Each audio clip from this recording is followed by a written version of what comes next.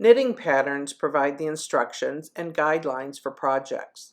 You may search for a specific item you would like to knit or have some new yarn that you would like to use, and that sends you off to search for a pattern.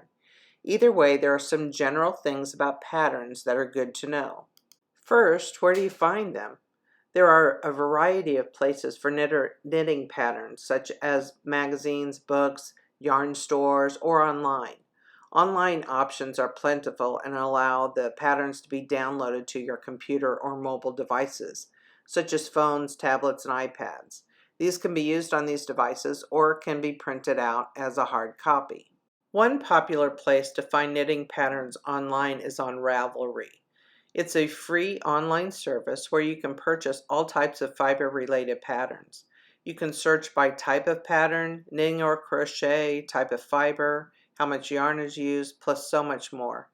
Once you purchase a pattern, you can put it into your projects section and keep track of your progress, what type of yarn you used, etc. There is also a community section, as well as ways to ask questions about the project. Other common places you can purchase patterns is on Etsy, Drops Designs, Love Crafts, and Knit Picks.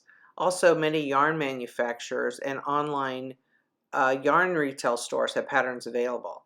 Just do a Google search and you'll find a multitude of options. Also, many local yarn stores have patterns available on their websites. Now, once you have a pattern, you need to be able to read it. Depending upon who has written the pattern, there will be differences. Some pattern designers are very detailed in their instructions, while others are more vague. Either way, every pattern will contain generally these elements: a description of the project, words and a picture usually, size options if applicable, finished measurements, yarn information, gauge, needle size, any additional tools, abbreviations, special instructions, the directions, and charts if applicable. Let's look at our first pattern and walk through each part. It is a one-page pattern with simple instructions, and there are no charts. There is the title, description, and photos of the finished object. Next, we find the finished size.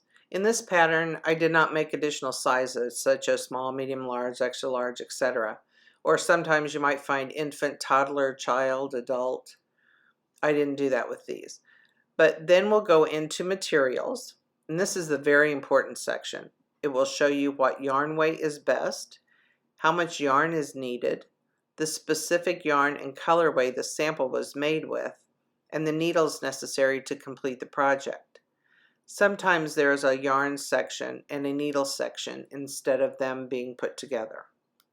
The abbreviations section, or sometimes it is referred to as a key, shows what techniques are needed to complete the project. You can look at this section to see if there may be any skills that you'll need to learn or become familiar with. The next section is where you get the specific directions to create the project. Depending upon how complicated the design is, there may be many sections. Sometimes a designer will give instructions on a specific section before instructing you to cast on. The best way to approach any pattern is to read it through first, then cast on.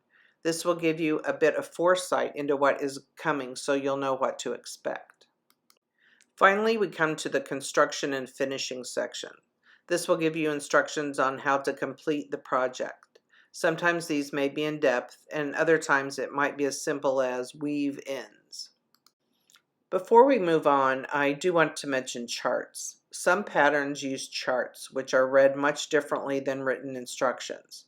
They're widely used with patterns that have color work or cabling in them. They're not hard to understand once you know what you're looking at, but for this course, we're not tackling them, but I do want you to be aware of them. Now let's move on to learn the long tail cast-on method.